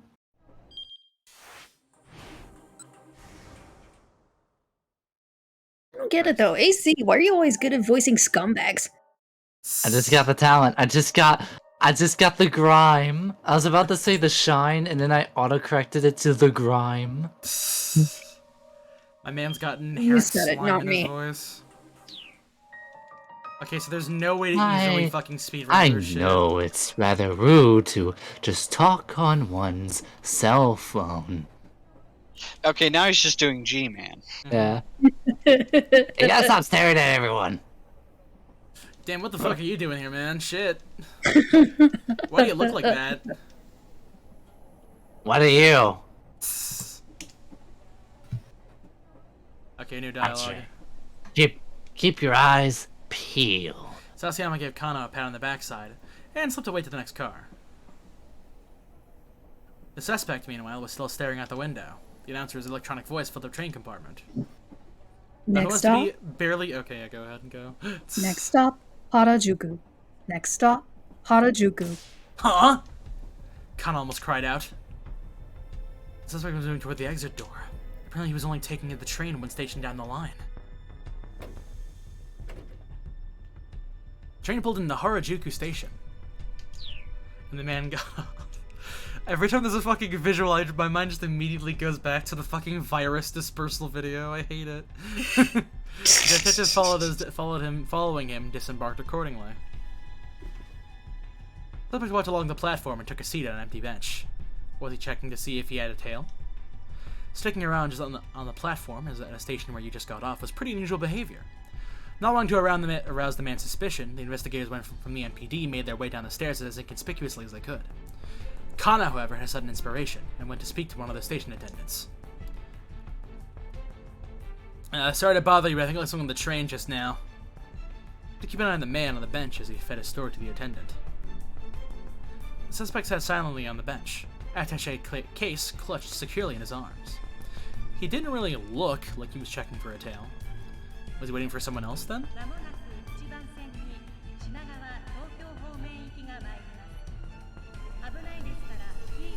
Following a train heading counterclockwise around the loop arrived. The man rose from a bench and stepped up to the boarding area. Wait, what the heck? If this guy got on the counterclockwise train, wouldn't that just take him right back to Shibuya Station? The man boarded the train, kind of had no choice but to follow suit. Was this guy playing them? The suspect got off again once the train reached Shibuya. All he'd done was go to Harajuku and then come right back. Kana reported in Nikuze. The suspect has returned to Shibuya Station. Acknowledged. Keep tailing him. Kana felt himself growing increasingly paranoid. This criminal organization didn't seem too keen on getting away. And here was HQ, giving these guys free rein. Something was off. He was sure of that. As he tailed the mark, Kana took out the phone. His phone. What were Toteno's instincts about this case right now? If the senior detective had any advice, Kana would love to hear it. He dialed Toteno's number. The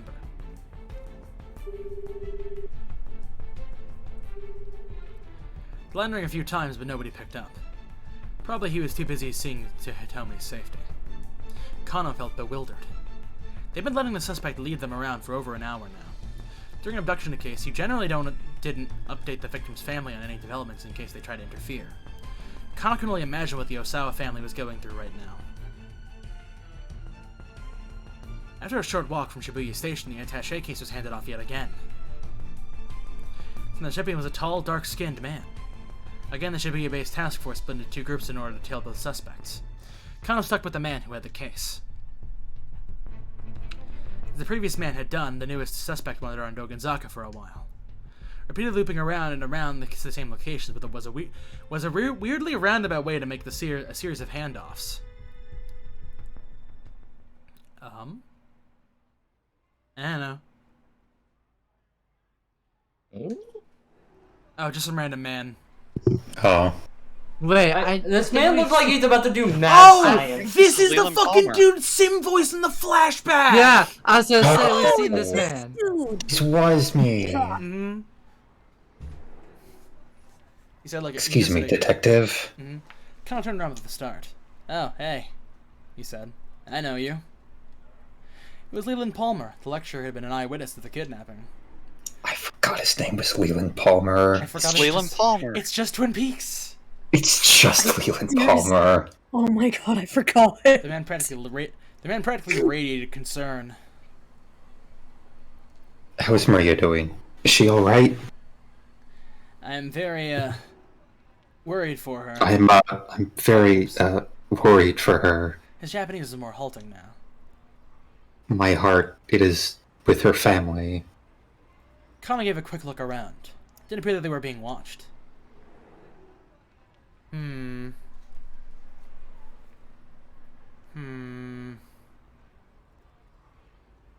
don't think he knows anything else. Well, then why did he show up? That is a good point. He's just kind of like showing up in the middle of fucking nowhere. Oh, hey. Yeah, sure, why not? Maybe Palmer knew more than he was letting on. If Kana talked to him now, he might get some additional clues. Actually, Leland, I'm gonna have to ask you a few more questions about the party where the kidnapping occurred. Leland squared his shoulders. No, please. Ask anything. Do you know what time Maria showed up to the event? Leland hesitated, thinking. Probably around 6 o'clock. She was there when it started. Was there anyone else there who stood out? Stood out? How?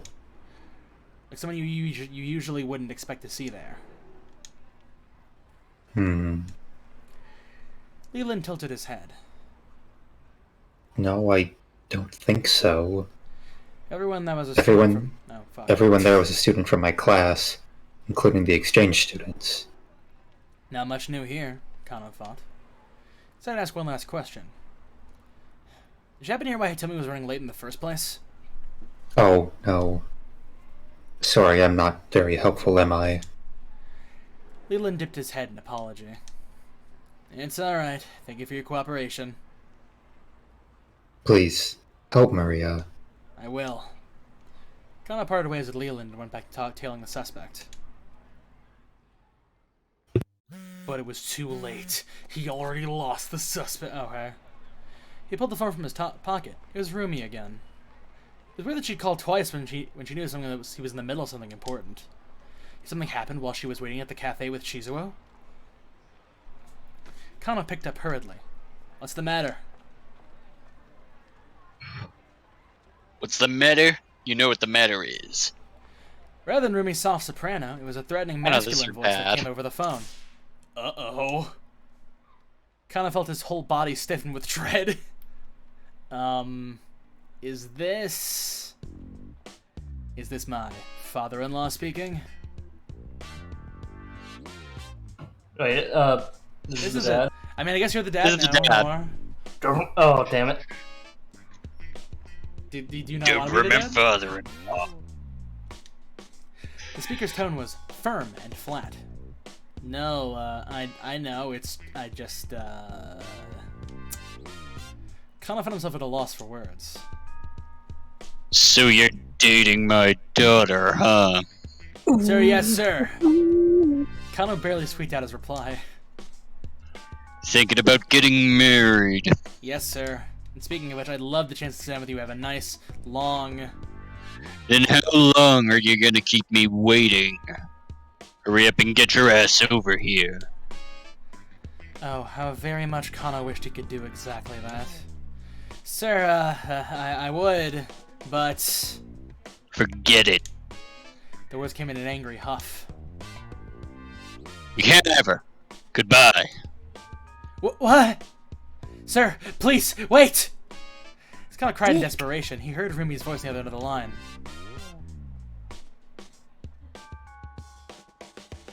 You're Rumi, remember, Khan? Dad, you can't just use my phone like that! You were taking too long in the bathroom. Ugh! Give it back! Rumi? Hunter tried and failed to keep the heartbreak out of his voice. Sweetie, what's wrong? Your father just said he doesn't want us getting married. What? Dad? What did you say to my boyfriend? Listen to you. Calling that boy little pet names and whatnot. Ugh! I think you're a little too attached. Daddy, you haven't even met him yet. That's why I told you to have him come see me. How long's he gonna make me wait? Kana listened as the two argued on the other end of the phone. The phone must be lying somewhere between them. Could this get any more awkward? Rumi, I'm sorry!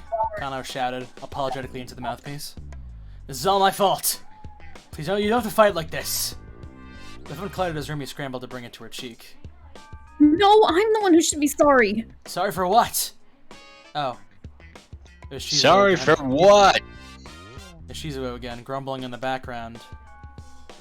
You have nothing to apologize for. I'll deal with my father. Rumi said hastily. You just focus on work, sweetie. I know you're in the middle of something really important. Thanks, Rumi. Kano was legitimately touched.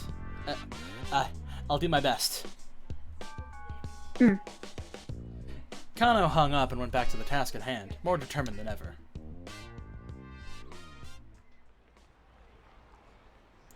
For Rumi's sake, not to mention the victims, he needed to focus on cracking this case.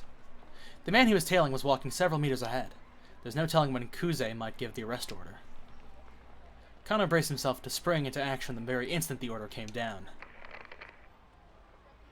Mobile command to all units. Once more the director's voice came in over the wireless. It's time to make the arrest at last. We've identified the man who first picked up the attaché case by the statue of Hachiko. No arrest yet then, but still a crucial development. His name is Tariq Al-Karawan. Really? But he sounds like he's from Germany. He's got priors for larceny, illegal possession of narcotics, you name it. He belongs to a foreign criminal syndicate that's operating in Shibuya. And he has a TV show on Fox. Kano felt his apprehension rising. The syndicate was behind the kidnapping. They were anything but amateurs. And though they might be leading the police on a wild goose chase, they certainly weren't playing around. Okay, sure.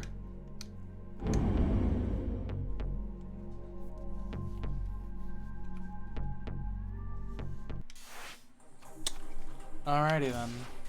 So then our options are Minorikawa. No, we can't do Osawa then right now, that's right. Or we go back to Tama.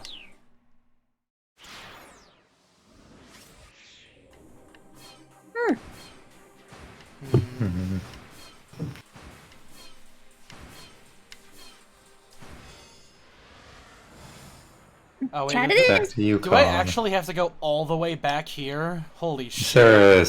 Yeah, skip? Oh no. Because you decided to force it to the businessman instead. Well, yeah, it could go completely crazy from there. We don't know. Ah, shit. Also, I fucking hit the goddamn You- button again you've by accident. changed I the know, I past. know. Ugh. Whoopsies. Let me fucking change shit. You've created Let me make a time move. par- Oh my god.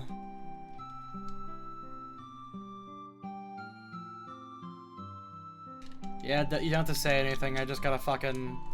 I'm really not fond of how this handles this shit. God damn it. There we go. Okay. Who to choose?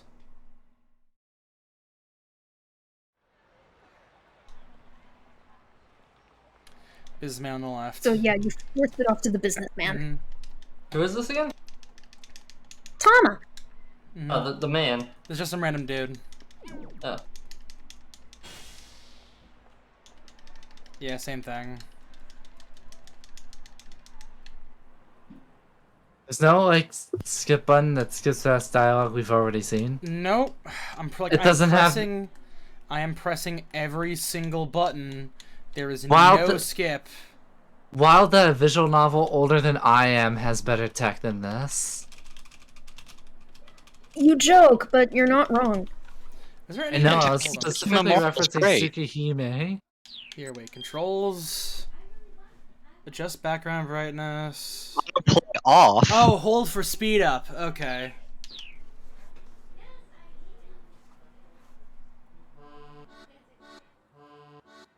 This is the slowest speed up ever. Holy shit.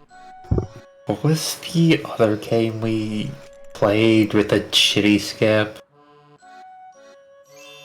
Was it Eurokill? Was it Eurokill? I think it Yeah. was. It was. It was you to kill.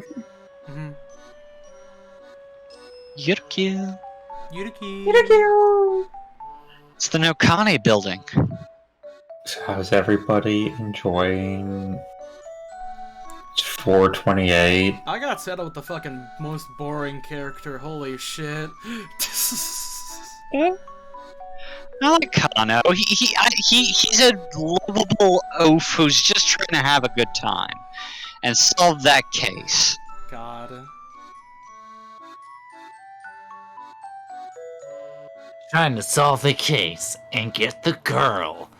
On this day's was that a... I thought that was a fart noise. No.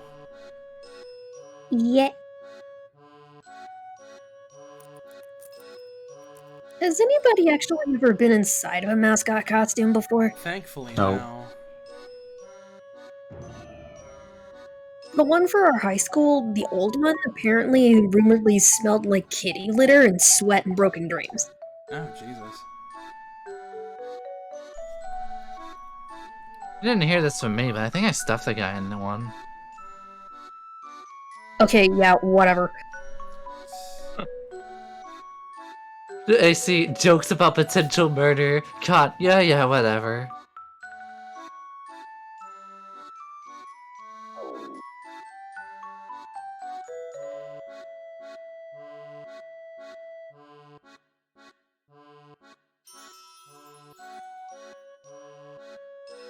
Oh, that omelet still looks really good, though.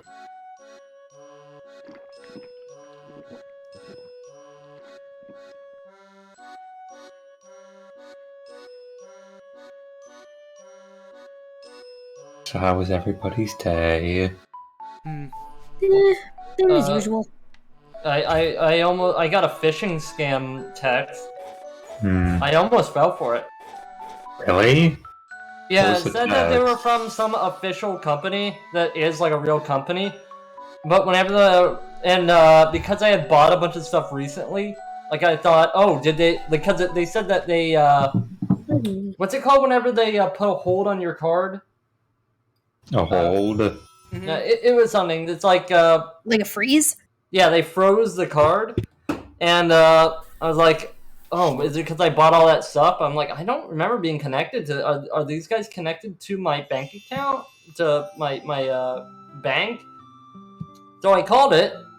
It's like, put in your number, put in your social security card number, and I went, maybe I'll call my bank first. Then they told me, yeah, that was probably a phishing scam. I was when the CEO of my company tried to ask me if I ever heard of cryptocurrency. That was not actually the CEO of my company, I can assure you. What if it was an undercover CEO? Oh, hold up. I How think does this is... Oh. I think this is The door Nasubi. flies open. The door which flies one? open suddenly and a loud voice belts out. Ooms? Were you gonna be the funny Afro man? I was. Was this? Wait, is this the funny No, Afro I man? This is think so. Nasubi. Yeah, I this was. Nasubi, yeah. Oh, wait. So wait, this is me? Yes, I think so. Go. Hold it right there! It super was, yeah. He looks like that one dude from Final Fantasy 13. The one that has This the is just chocolate Nabashi. bunnies in there. It looks like The Bradio. fucking off-brand YMCA that accompanies him. This sounds like a fucking Bradio song, like deadass. Wait.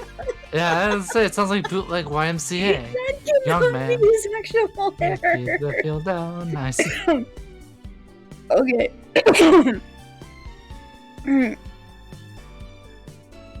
I whirl around in a panic to see an odd-looking man standing in the doorway.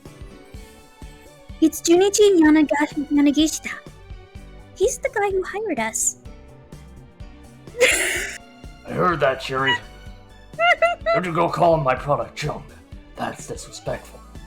Is it not groovy? Cheery gave him an apologetic look. Wait, I'm the one that spoke as the narration. I guess you're talking to the third person for that one?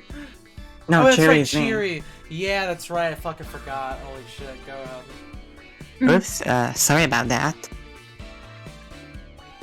You should be, but whatever. If you really have doubts, have a try for yourself. Mr. Yanagishita pulls the bottle of burning hammer from his coat. Sister product Del line includes Cellulose. Sweets, Cellulose, Better Dom Sweater, Pepperon. Power Burn Z, Mr. Thin. And then other two. The other two, yeah. Yeah, it's like The that other one guy's. two. They're like that one guy's chin in Fairly Odd Parents. At first glance, it looks like some kind of energy supplement, but the cheapo label gives an immediate impression of sketchiness. Go on. Give Says it a go. Yanagishita. Oh shit. Give it a go. Yuri reaches out to take it. But no sooner does she grab the bottle and Mr. Yanagishita shouts out once more. I really want that yo sound effect to go off right now. Wait! Hold on! What gives? You two, you're both good. Stomach-wise. Stomach place. Yeah, drinking this stuff on an empty stomach can cause some pretty nasty problems. Oh. So just make sure you eat or drink something beforehand. Doesn't matter what, really. Wait, nasty problems? Yeah. Such as what? I ask. I'd rather not say. Nobody will buy it otherwise. Seriously? It's all good. Oh wait, No, That's that's Yuri. Cherry. It's all good. I just had lunch. She flashes a carefree smile. Well, I haven't eaten yet. But on the other hand, I've been guzzling as much iced tea as I can to fill myself up. It's probably safe for me to try this stuff. You probably shouldn't drink it.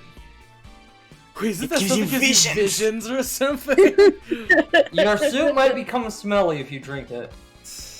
Let's not drink it. No, I'd better not drink this stuff. It's not even particularly appetizing. Judy twists off the cap. Bottoms up. She declares and proceeds to noisily gulp her bottle down. It doesn't seem like she minds it. Maybe it's actually pretty tasty after all? Huh? Aren't you gonna have some Wait, is that Cherry or me? No, Yeah. it's Mr. Yanagishita. Oh yeah. Have some too? Mr. Yanagishita flashes me a look. I Oh, guess I what? might as well try just a little bit. I really want a soundbite of. I stick the bottle of burning hammer into my mascot head mouth. It has an unexpected smell, This like is so curry. cute. Getting my own lips around the mouth of the bottle, I gulp down the liquid inside.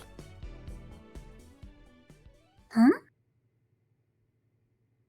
It doesn't taste like anything. A handful of seconds go by. What the heck? It feels like a firecracker just exploded inside my mouth. No, it's spicy. Sounds like Way too SpongeBob music. spicy. It's like I just swallowed a chili pepper coated in curry powder. Jesus Christ. Before I know it, I'm sweating bullets. No. Well, aren't you sweating? Mr. Yanagishita asks, Like a whole lot, aren't you? why does he sound so happy about that? That's right. There is some. Wait. That's right. There is the magic of burning hammer at work. Judy and I are at a loss for words. Is that me? Burning hammer. Drink all you want and just burn those pals away. Ah, yes, let him sweat in the mascot costume. How's that Awesome. sound? Good, huh?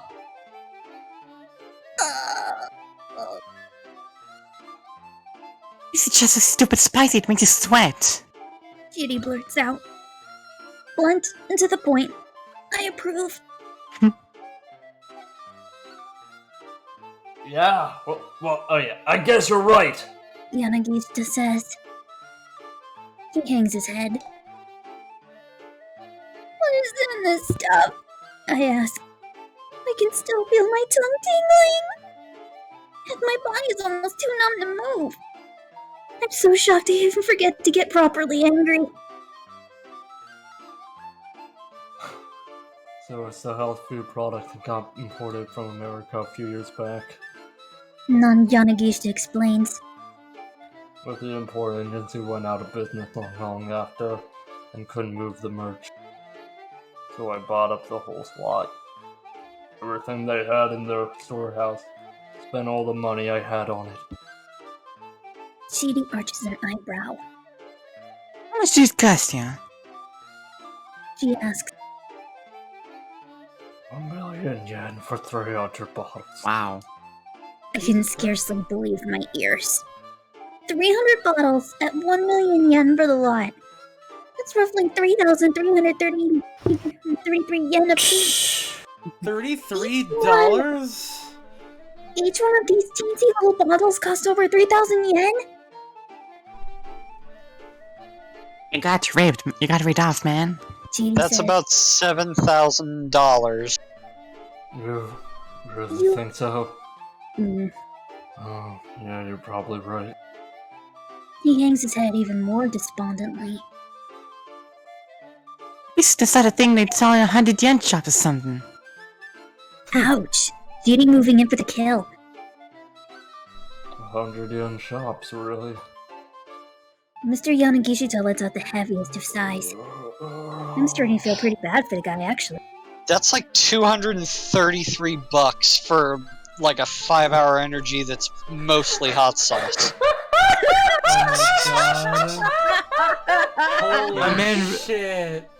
Is this like idiot. is this like the pink sauce but for energy drinks?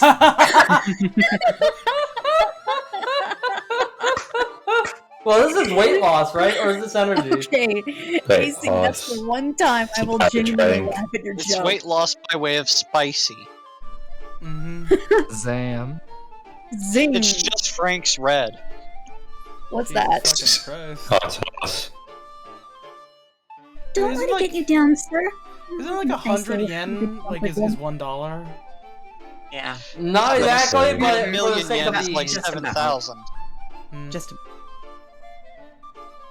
Don't let it get you down, sir, I say, hoping to comfort him. But Mr. Yanagishita just lets out a sob-choke sigh. A deep breath emphatically exhaled, often a sign of disappointment, stress, or unrequited love. Also a way of expressing the anxiety brought on by massive debt. One who has no money to give, only sighs. Only Right sighs. around now, Minoru Kawa is in the company of someone inclined to sigh this way. Wait, what? Oh, wait, deadass? Really? What? What? What is this? What am I looking at? I think you've... Okay, I think the thing is this would be a jumping point to Minoru, but we haven't gotten that far in Minoru yet. I see. Shit. Or we haven't unlocked that branch. Huh, that's wild. It'll be okay. Whether or not it helps you lose weight, it is spicy and it does make you sweat. Bindy. I'm not sure I follow. Judy says, How much you selling those bottles for, boss? 15,000 yen per bottle. You're a fucking idiot. Selling all 300 bottles would yield proceeds of 4.5 million yen. Deducting expenses are the cost of product, rental fee for the venue, pay for the part-timers and printing flyers, that yields a net profit of roughly 2.5 million yen. It's not that anyone would pay 15,000 yen for a single small bottle, but you never know. There could be a few housewives or young women out there who'd fork over that much for the name of weight loss. A terrifying thought. Look at that face. That is the face of a salesman. Bottle. Alright, we need it. Your emphatic what? I gotta turn off noise suppression for this. She's charging up. Jaw practically hits the floor. Mine does the same. No way. Nuh-uh. No freaking way. Calling that price point absurd wouldn't begin to do it justice. Well, wait, is it? Well, look. Selling it at that price is my only option. I need to cover my costs. Anyway, please, I need you both to work your hardest. Apparently he's committed to this insane course of action. Yay! Judy replies. It's more like a sigh than a proper response, but I can't blame her. As for me, I can't. Even are you so flabbergasted, or are you just gonna say it's a scam? Yeah, this was a bad day to have, like, bit down on my tongue hard. This hurts a little. Oh boy. I think if I said that it's a scam, I'd probably just get fired, so maybe not find the words. I'm so flabbergasted. This guy is not. This guy does not have balls big enough to fire you for that. So that, I don't think this guy has money to pay you. Yeah. I tried to murmur. Sorry, what was your... Oh, that's you. Sorry, what was your name again? Oh, hey, wait. I tried to murmur? I tried to murmur. Sorry, what was your name again? No, he interjects with what was your name again. Am I trying to murmur here? No. No, No. you're sorry. Oh, no, I interrupt. interrupt. I am not used to this type of narration. Sorry, what was your name again? He interjects. Oh, right. I'm Tama. Why are you still wearing your costume? I stumbled my way through an explanation. He's not gonna let her take it off because of the fucking price of the suit. Wow. So then, how are you going to do the sales demo like that? Well, if I can't take the mascot costume off, I don't have much of a choice, do I? Just cut it open! Nothing expensive. No, that won't do it all. I hired you to be a model. If you're wearing that thing, then what's the point? I'm at a loss for words. The point is exactly what he's missing. It's not like I'm wearing this getup because I want to. There we go. How about they just cut it off, yeah? Judy says with a big grin. She pulls a massive pair of scissors out of her bag. What does she have, though? The blade makes an unsettling snip cute boys. sound as she waggles them in my face. Jeez. It's the Scissor Man. Whoa! No, you can't do that! Yanagishita explains. I knew this was going to be the reason. That's rental! There we go. I don't want to have to reimburse for that thing. Well, then what am I supposed to do? I ask. Also, you already broke it. He looks at me uncertainly. Maybe you could have someone from the rental... Oh, shit. That's Chudi. Maybe we could have someone from the rental place come down? Chidi suggests. Before helping herself to the rest of my lunch. Alright, good idea. Yanagishita says. He seems to be making an effort to calm himself down at least. Just try to grin and bear it until then, Tama. Well, I guess that's that then. I'm sure we'll get it off eventually, I say. Hopefully before the demo.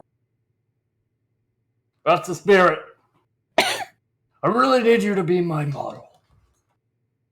A model, huh? It's flattering, but I can't help but wonder, would I be any good at that? Well, this is no time to be timid. I need that money no matter what. Does this guy look like he has money? My troubles all started earlier this morning. Oh. I was at a knick-knack shop on She Sunday fucking Drive. cursed? Is that what it is? Apparently. I happened to pass by and I spotted a red necklace on display in the storefront. And I got this weird sensation when I saw it. It's the Redstone of Asia. You could call it maybe déjà vu? Something like that. It was as if I'd been drawn to it somehow. This was mine. I was sure of it. I wanted it. No, I needed to make it mine. As soon as I possibly could. That's how strong the feeling was. The price was 40,000 yen. I checked my wallet repeatedly, but I only had 20,000 on me. Nonetheless, I needed to have it. There was just one question. How? Somehow I managed to drag myself away from the shop. Just a few minutes later, I ran into Mr. Yanagishita. Hey! A voice said out of nowhere. If you want, I can pay you 10,000 for a day's work. I found myself staring at this frumpy middle-aged man who was handing me his business card. Middle-aged? Yeah. Middle-aged. Managing Director, Junichi Yanagishita, Yamato Health Foods Company Limited. He's such a scumlord. Holy shit. I need some extra help. Nasubi is 47, so. Would you mind coming with me? That being said, Nasubi has had a fucking tragic ass time on that goddamn TV show. Wait, what happened? Oh, there's like an I entire. can explain it after. Yeah, I highly recommend looking into Nasubi. whole thing. He has a very harrowing experience on Japanese television. Terrifying. Would you mind coming with me? I'm begging you, just one day. Is it the dude who gets that top into his butt crack? No. No, this is far worse. Wasn't the guy that got basically psychologically tortured? Pretty much. Yeah. You know, here I'll give you the bare basics version of it. So. Please and thank you. Japanese game show. Isn't necessarily was it told what called? it is. I don't actually know what the fuck it's called either, but don't worry about it. It's not the point. It is Susanoo Denpa Shonen. That's right. The bare basics of what it is he was taken to an undisclosed location with literally nothing except for a collection of magazines, and it was told you have to survive and make enough profit money using only things you win from mail in sweepstakes. Sweepstakes. Like you can What only the win by stuff hell? you can only live off of stuff you get from magazines, and you can only get out by making enough money through doing those magazine sweepstakes. Did he sign a waiver before all of this? Unfortunately. And here's the thing. It's worse. And the worst part is he could have quit any time you want. But it was he was promised fame because he was kind of an unsuccessful comedian at the time. Oh, he's also naked. Mm-hmm. He's basically naked for the entire time. And to give you a fucking idea of how bad it was, it got really bad because it made a lot of money for that fucking place. Because when he actually won, they put him on a flight, took him to Korea where they wined and dined him, and fucking took him to an amusement park. Then they made him do the exact same thing to get a first-class ticket to Korea, out of Korea back to Japan. What, they kidnapped him, essentially? Yes, and the entire thing was live-streamed. He didn't even know it was live-streamed. That sound... Did the production get arrested? No, they got away with it scot-free. And the guy who did it said deadass, "I don't regret doing a fucking thing." I have the quote here. The entire ordeal lasted about 15 months, during which time his diaries on his experience of being locked away from the outside world became a bestseller in Japan, and the TV show broke all records with 17 million viewers every Sunday night. This was big TV. Mm-hmm. Jesus fuck. Yeah, It was crazy. This dude got put through the fucking ringer. And you know what the worst part is? He did it willingly. He could have backed out at any time.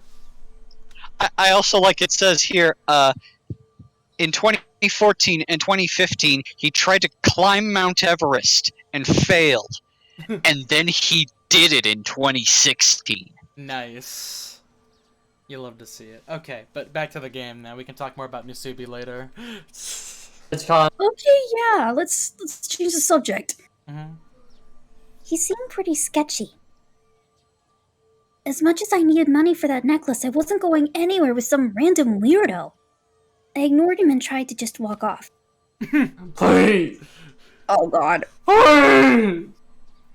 Yanagishita grabbed me by the hand. Is that a hobo bindle? Oh, it's super. It Oh, is. it has a cat head on it, in it. Watch it, pal! I snap. Hands off or I start shouting for help! Please, it's not like that. Just hear me out. Look, I'm in a hurry. Please! Please! Knock it off! I spun forcefully away from him, yanking my hand from his grip.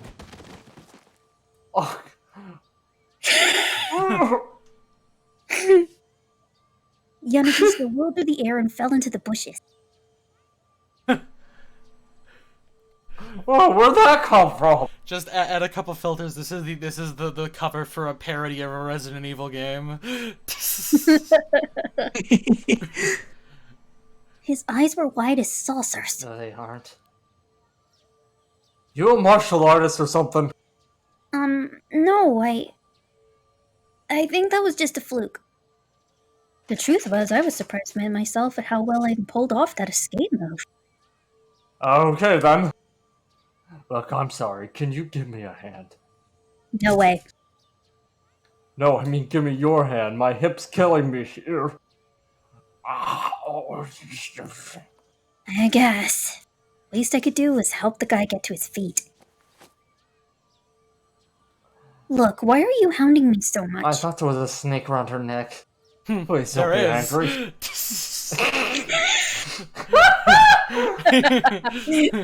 The moment I saw you, I just felt it. You're the only person who could possibly do this job for me. I let out a sigh, but my interest was immediately piqued. What kind of job? I need a sales rep for a health supplement. I want you to do PR as a dieting success story for my product. Just look at you. You have the body of an actress. Sales are gonna go through the roof. Well, it was hard to feel too offended when he told me that. Stranger danger, Maria. Actually, yeah, at this point I wouldn't... Actually, Maria, we don't know. Feels like that kind of seems to be the way it is with the direction this is taking. True. It just feels really obvious at this point. The job didn't seem as fishy as I had initially suspected. Alright, maybe I'm interested, I said. There's just one thing. Yeah, whatever it is, I'm sure I can handle it. I need 20,000 yen as soon as possible. So if the day only pays 10,000... Alright then. You can sell 100 bottles at our sales event. I'll throw in another 10,000 as a bonus. How's that sound? I certainly couldn't think of any other way I was going to earn 20,000 yen in a single day. This might be exactly the break I needed. You got a deal. You have my services for the day, I said, bowing my head. Yes! Yanagishita jumped for joy. Yippee! What about your hip? Ah. Oh yeah, it's better now. All better. It's just now. I'm sorry, that was dumb and funny. Yanagishita bowed deeply as I gave him a dubious look. Look, I'm sorry. He added hurriedly. I wasn't trying to pull a fast one on you, honest. I was just scouting for talent and I saw you and well. Was trusting this guy really the best idea? I was starting to worry, just a little, about whether he'd actually pay up. Hey, you can see your head. Look, I've staked everything on this sales demo later today. He went on. This is a make or break opportunity of a lifetime. Oh, what the fuck? Sure. God damn it. Everything okay on your end? I keep trying to press that. I'm trying to look at the fucking Discord while I'm doing this. I'll be honest with you. I'm in a ton. I muted myself there for a second. 2 million yen. Yikes. 14,000 bucks. 2 million. Yanagishita's tone had taken on a feverish intensity. If I don't pay it back by the end of the day, then boy howdy am I gonna end up in the creek without a paddle. How did you even get into a situation like that? I asked. He gazed skyward, a far-off look in his eyes. Are we gonna get a visual for this? Damn it! This is Yanagishita. Yeah. Because even if he knows he has no chance of winning, sometimes a man just has to stand and fight. But I guess a girl like you wouldn't understand. He laughed and smiled at his own words, but he was right. I sure as heck didn't understand in the slightest. Anyway, real quick. Could you put this on? Mr. Yanagishita briskly rummaged through his bindle and thrust a cat costume up. What? Here? Yeah, before the sales event, you gotta hand out some samples. The job's already started, you know.